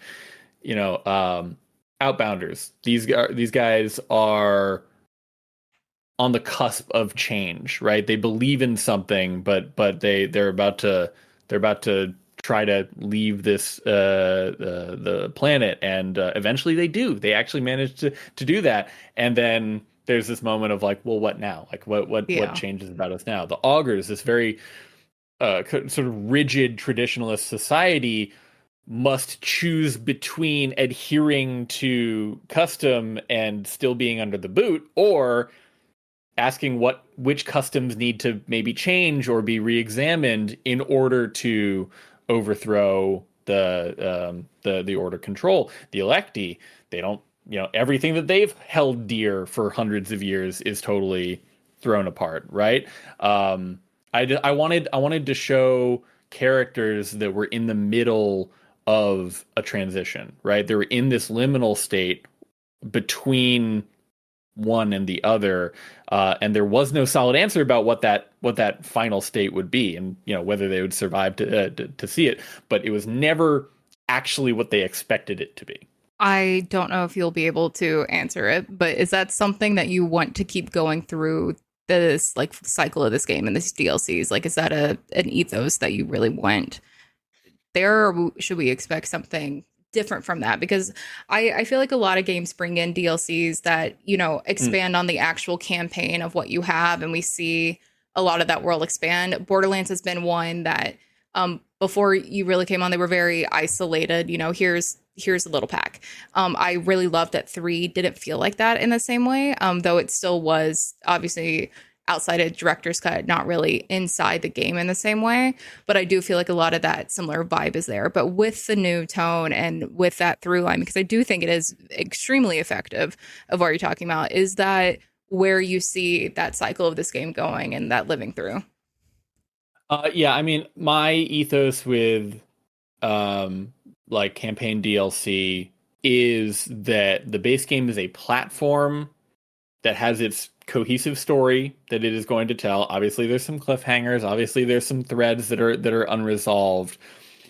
But DLC campaign storylines, I think, should speak for themselves, and I think they should be a new flavor. They should be a breath of fresh air. If you like this game, you will like these stories, but they are not. They're not things that you have to have beaten the game in order to enjoy, right? Character is everything. This is such a random note that doesn't remotely fit here, but I know we'll want to put it in somewhere. Talking about how people play the games differently and have that approach, and some people just don't pay attention and go through, but not being precious with it. As a writer, as someone narrative, how do you feel about the dialogue skip debate going on right now? Oh, I mean, like, absolutely. Like, I joke that our primary verb is gun, and that remains true. Like, we gotta acknowledge it. It is a shooter, and there's an enormous contingent of people who come to Borderlands not for the dialogue, right? It's the kind of thing that I've had conversations about. Much like the player characters in the cinematics discussion, that is something that we would need to build into the game very, very early on. It would have to be a stated goal, because just the way that our mission scripting works and everything like that. There's things that time out based on when a line fires and everything like that. Obviously, it's not some newfangled technology. It's just a feature that we would need to establish early on. I don't take it personally if someone wants to fast forward through my stuff. I've had people tell me that they put like a little bit of cardboard up over where the Echo portrait comes up on their TV. Like, so be it. What the fuck, though? What does that accomplish? I don't. Yeah, it's not a mute. I don't know. Like, they have dialogue. They have delete dialogue stuff from through, but putting cardboard up is just such a stance. Look, just a couple things I want to state. Going back, you said that I forget the exact verbiage here, but we were talking about wanting to make sure that characters really feel like you have time to hate that boss and things feel earned, really. Mm-hmm. And one of the comments that I hadn't felt this first playing, but one of the comments my girlfriend had playing through that I think is really interesting and shows the different types of play styles that people have is I remember when Callus, her first fight, happens, and like my girlfriend come to bed and didn't obviously know there was another coming, and was just like, yeah, it just kind of felt like anticlimactic. Like, it was a cool fight, it was that, and like everything, but like, I don't know, she just like felt unfinished. And then like the next morning was able to talk about it, and I feel like this game did a really good job, and from my perspective, of predicting those kind of moments, like having like the moment we get to save Rush a little bit, or having these beats with Zadra and the Timekeeper, or there's even a few with Callaway and stuff, that it feels like it could have been just easy to be like, this is it, and then we come back to it. Even throwing the bone back to RJ at the end credits, allowing things to be like, hey, we're fleshing this out. And how much of that was like a narrative thing or a level thing? Like, was that something that you guys were really passionate, like, we want to make sure we get the story out here and we want that, or was that mostly gameplay kicking back to you? I mean, it's a constant collaboration, right? Yeah. We are meeting with level designers and mission designers constantly about like, hey, do we have enough space for this? Hey, do we have, you brought up sort of the fake out with Rush. Yeah. And his sacrifice. And that was, we talked about that. We had a lot of different iterations of that, like some of which were, more off screen, or some of which were more like, no, player, you have to stand right here and make sure that you see it, and that sort of thing. And it all comes down to A, what feels best, and B, what can we build in the time that we have, right? Like, there are a few moments in this game that I do wish that we had like cinematic treatment for, right? But if it gets in the way, if we don't have time for that, then we find other ways to do it. What I think is really important is to make sure that the team knows what the story is, knows what the goal of accomplishing that is. Like, people who are not writers will make suggestions or implement things that support that story that you're trying to tell. And that's a big part of like what my role as narrative director is like internal comms, like saying, hey, here's what we were trying to accomplish. Like, going back to the Zadra death scene, I wrote it with just this one big dramatic gunshot. and then she sort of groans and dies on the ground. And so she has that line where she just kind of trails off, and then in the first like cinematics review of the animatic of that, the animator had just put in a second gunshot to like shut her up. It just like, whoa, it like blew me away. I'm like, oh no, like, everything breaks, boom, and I was like, holy shit, I didn't put that into the story, and yet that speaks so true to like, I had this idea that like maybe the Timekeeper was even like enjoying the sacrosanct moment, and yet that animator putting that in there made me go, maybe he deliberated a long time about whether he was going to kill her, but once he decided to do that, it was as perfunctory as anything else that he's done. Yeah, he's already had the emotional response to it. Yeah. It's that was his emotional response, right? It is like, I've decided to kill you. It's not about the attempt. It is like, and now that you're dead, I don't want to hear any more from you. That gave me pause, and I actually ended up like rewriting a few different lines about Zadra because of that. And like, again, that's where the collaborative nature of this happens. Nothing should happen in a black box from any department. You should be able to be like, this is what I'm working on, and everyone goes, hey, how can we make that the best it possibly can be? Here's my idea.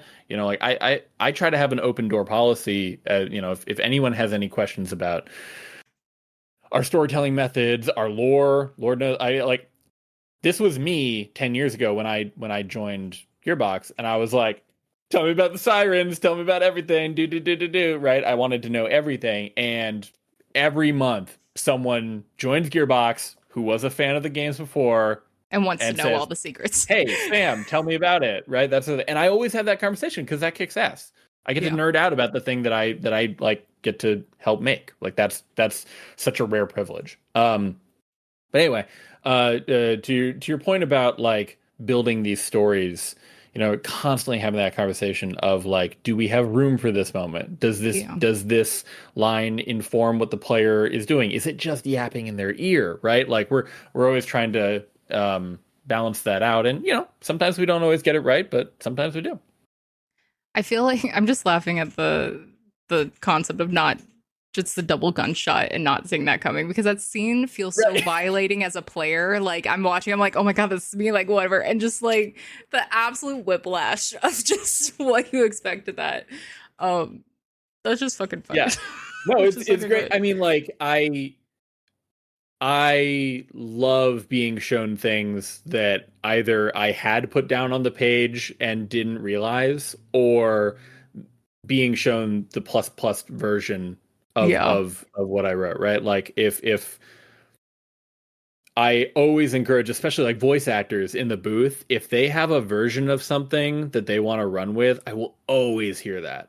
Always hear that. I and that's the part of that is just like good casting. Part of that is just good. Your casting is killer for this game, though. Like genuinely, all the Vault Hunters feel so real and unique. But even my fucking boner for Timekeeper and Zadder will pop off here for a minute. But like one of my favorite beats in the whole game is just that scene that you oversee, like with Timekeeper and Zadder, where he's just like, I suppose I wanted you to come back willingly. And it's just that little beat where that both feels like it's like a final moment between them, even though it's not final, but it's like, there's just so many layers to it. And I feel like as an actor, like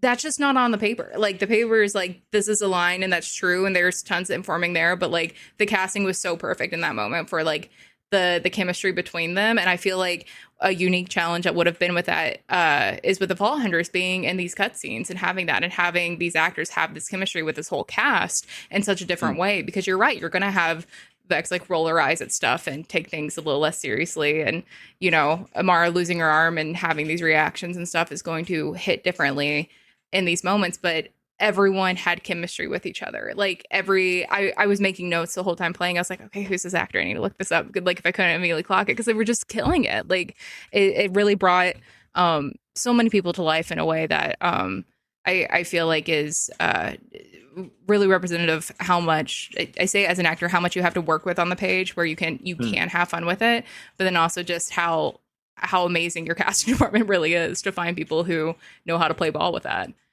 I mean, I got to shout out our VO directors, Joel McDonald and Courtney Walton. They are an enormous part of our auditioning process, and identifying the type of voice that we want. Always like they're nerds for voice actors, which is so cool, right? Like they will constantly be like, who would be perfect for this? Name I've never heard of, and then I'm just like, okay, sure, yeah, right.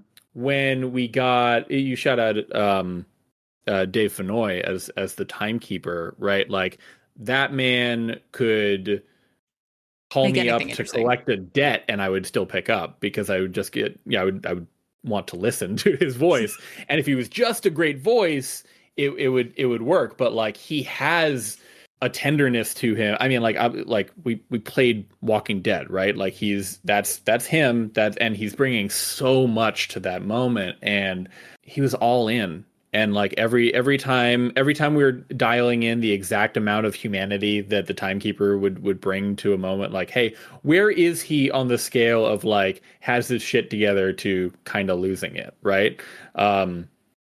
He would throw so much more nuance into those lines than I could have hoped, right? That's the dream, right? And for what we were saying about player characters, like, yeah, casting for a player character is very, very difficult, because not only do they need to have acting chops to be able to have scripted lines back and forth, but they also need to be able to do a lot of combat dialogue, right? Yeah. Well, like we have, like the combat grids for our player characters are nearly 2,000 lines. Holy right? Shit. Like, so yeah, this is a lot bigger than anything we had in any game. Like the biggest, if I recall, the biggest grid that we had in BL3 was FLAC, and that was because of all the variations for the different pets.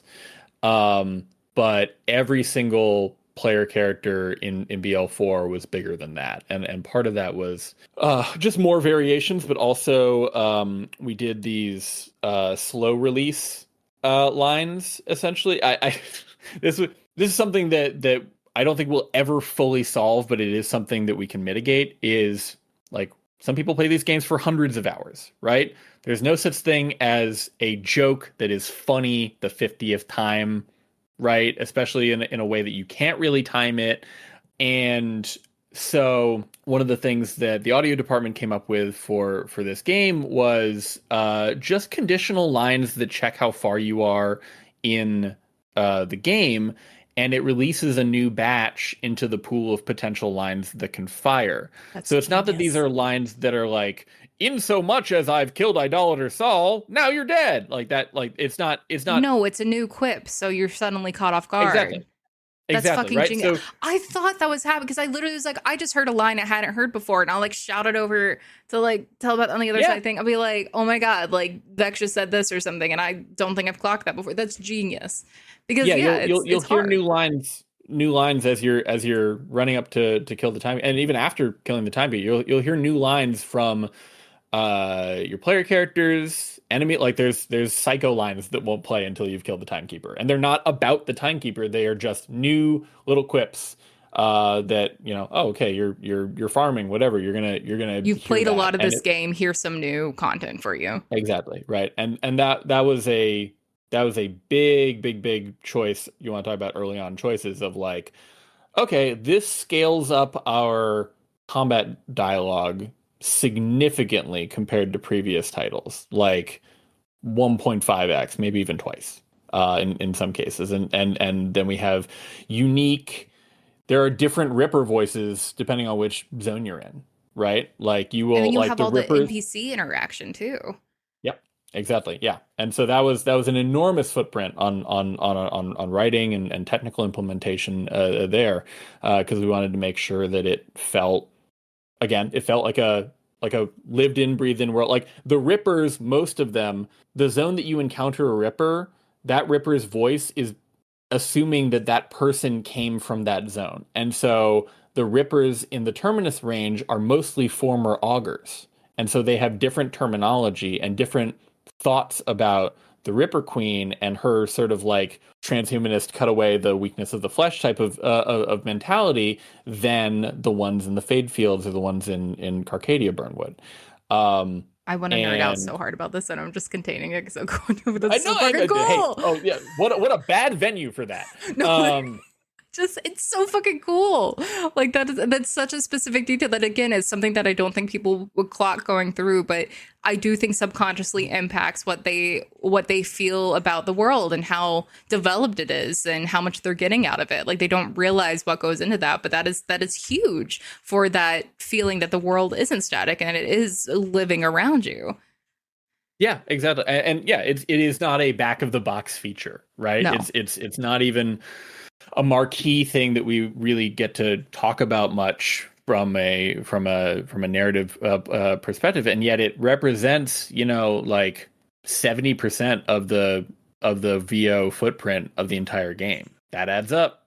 And that affects our schedule. That affects, you know, how many people we're bringing on. Like it's a lot of things to juggle.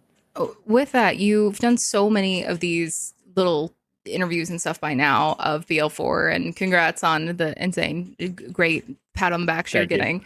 But I'm sure you're getting a lot of the same stuff. Is there something that just as a writer, like something nerdy like that, or just in general, you're just like, I've wanted to talk about this and no one knows about this, or I can't, like anything like that as inconsequential as it may be, that I want to give you time to be a nerd about it or talk about it because it may not be headline worthy, but it's fucking cool probably. The thing about the scale and size of this game is that there's like dozens and dozens and dozens of things like that I went like, okay, I'm gonna be able to talk about that in 2 years. I mean, part of that was like stuff like the Zadra death, stuff like RJ and everything like that, going like, man, I wonder if this is gonna land. I wonder if this is gonna resonate emotionally for people. But also like, I wanted to know what people's reactions to the Zanzibar thing would be. Because I can't stress enough how not my idea that was. I love how many tweets I do see come up from people I don't follow that just like, at that same Winkler, you fucking nerd, and it's a picture of that. Yes. Exactly. Yeah. That was when that tweet popped off, Anthony Nicholson, one of the senior producers on the project, messaged me on the side and be like, so we putting Zanzibar in? I was like, eh. And then it ended up happening, and it was a real blast. The Baby Yes Money thing ended up being a whole fucking collab with him, and I'm like, exactly right. I didn't like I put that as a joke, because I was literally just, my writing playlist had happened to pop up a Baby No Money song while I was writing the achievements. I'd be like, oh, that'd be a funny like cash pickup thing. And then it turned into a whole actual thing. That's so often how writing goes, though. I like literally, it's the most bullshit thing in the world will make it in, and I'm like, how the fuck did that stay in? Yeah. Oh, absolutely. I mean, yeah. You mentioned the Nereid stuff from BL3. Like that was a not super late, but it was towards the end of development of BL3 where I was desperately trying to combine everything that had been set up here and also raise a bunch of the questions that I had about the world and put that like in front of the viewer. And like I was shocked at how few notes that got. Like it just went right through the eye of the needle, and like I think there was like 2 adjustments that we changed because like Randy has been working on the franchise for ever. And so he's like, oh, I had this idea in my head, and like, oh, okay, yeah, I don't want to counter canonize something that you don't have, but otherwise everything got like totally thumbs up. And yeah, that the Nereid logs by far are the things that I was like, oh wow, that made it through, great. Fuck yeah, it's fun collecting them, like literally though, for running around and like finding that piece of that to connect it to the rest of the world at that point. And granted, I will eat up any Siren lore, but it's a really unique way both play style wise to do it, and I think it addresses a lot of the problems in 3 where people are like, oh, you have to like do a playthrough and then go, and then the Iridian logs and everything, like you're feeding it to them as they go if they want it, and I eat that shit up, but I will eat up any lore, so that shouldn't be surprising. I really like Nereid. I think You're a fan. I think there's a lot more story with her that we could still do. I'm hopeful. I'm not gonna say make a promise right here, but I just want to put it out there. I would love you that. Make a promise for me. Thank promise. you. Yeah, I'm saying right now, Sam Winkler saying right now. It's I think a lot of people who are really into the lore of these games would really love that too. Mm-hmm. Yeah, we have so many new characters in here. Do you have any favorites that stick out? Because I know we all do, but I know when you're creating them, sometimes some linger more than they should, or as much as they should, and they never go away. Well, I've been living with these characters for a long time, so there's things that I love about all of them, right? Sure. I love Levane so much. She's so much fun to write. I gotta give it up to Catherine Vu and Josh Trujillo and Taylor Clark, who really brought her voice to life. I got to work on her, a bit, but they were the primary architects of her. I got to write one echo log for her that evokes. Oh, there's this horrible French dish. I'm gonna butcher it, but it looks like ortolan. I'm sure it's pronounced ortolan or something like that. Some French thing. It is some French. Well, okay. It is a dish. It is a bird that is poached in I believe cognac or some other brandy that it has been drowned in. That is some French bullshit.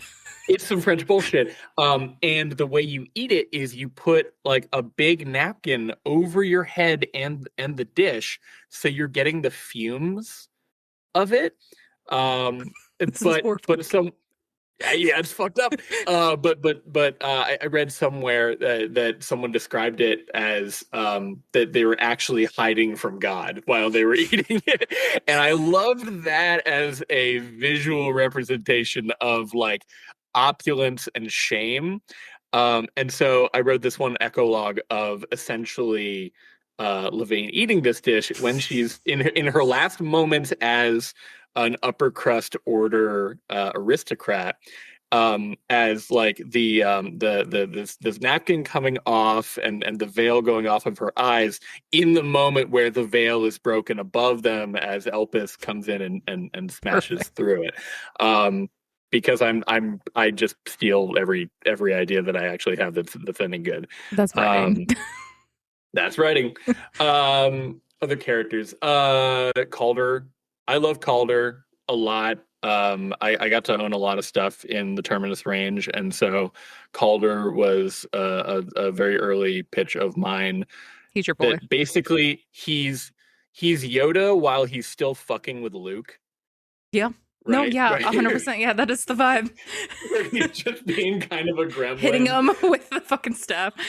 Exactly. Yeah, he's making himself laugh, and he's like, hee hoo. He's this tiny little. I was picturing that YouTube video of the back and forth Yoda sound with Calder. Yeah, yeah.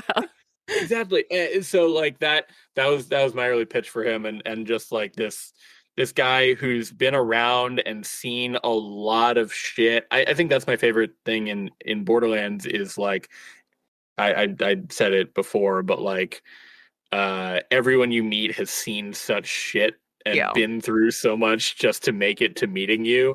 And Calder was one of those characters that I'm like, oh man, this guy has so much history, and he has complex relationships. You know, the first time we meet him, first time we bring him back to Belton's Boar, immediately the council's like, death, you're dying. Like that. I like a guy that you walk into a room with him and everyone's like, oh, this guy. But he's so good. He's so good. He's earned that. And I think that's the thing. It's earned. You get very quickly why that reaction is had. Yeah. Oh, exactly. He's kooky, and like he's in a different scenario. If you had to rely on him for something, you'd be like, oh no, I can't deal with Calder. But because you guys have the same aims, he's super fun. Right? With all the love in the world, I think maybe 30 seconds into running around with Calder, I went, this is Sam Winkler. This is the Sam Winkler voice. Like your tweets, you're right. I clocked it so fast that I was like, this has to be one of his babies. Yeah, he's a walking shitpost for sure.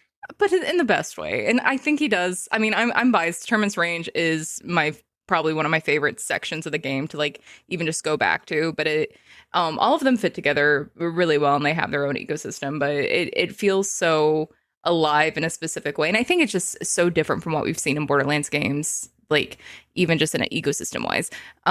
Like it feels very unique, but he feels very unique to it. We're always thinking about voices in the sense of an ecosystem in terms of, you know, one of the reasons why I felt like Calder needed to be this character with a spark, with a sense of humor, was because we'd be dealing with Vile Lictor, who is, you know, the least played for laugh character in the whole game, right? He is just straight up a horrifying villain. And so if we just got to the Terminus range and it was, you know, cold and dreary and everyone there is like downtrodden and grim, it would not feel like Borderlands, right? Like we purposely tried to ground the storytelling and have a darker sense of humor, but that doesn't mean that like we need to abandon it entirely. And so Calder really just played into that of like, well, here's a guy who has seen a lot of darkness and has to keep chipper, otherwise he would just kind of crumble. I think it's also helpful to have someone like vouching for like our Vault Hunter at that point too, like even with his complicated history, but like we get to see, at least as a player, it feels like we see a lot of progression through him, where we have our nicknames kind of evolve, and that kind of like we have someone who's new to this and new to this world that we're having to trust, who immediately is the one like vouching for us. And we have that in every section. Like Rush is very like that, but it's in such a unique way that doesn't feel like I am mission provider. It does feel like he's always been there.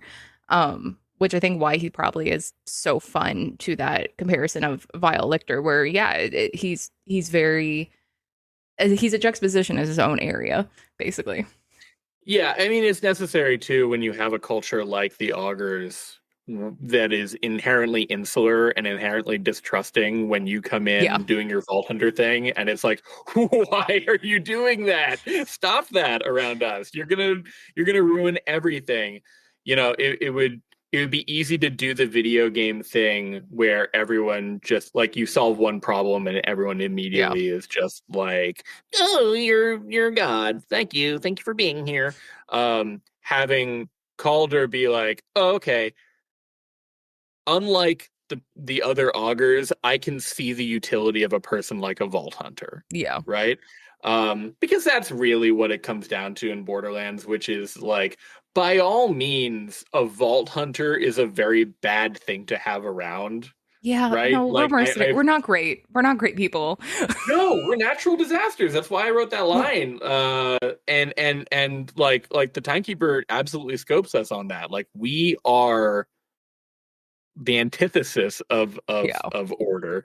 And if on the day the Vault Hunter came to town, like I would move out. Like that, get away from that, because it's just going to be bullets and explosions all the time. And so like the Augurs are not wrong from their perspective of like, you are trouble. And one of the reasons Calder is an outcast is because he's like, I will take trouble over subservience any day.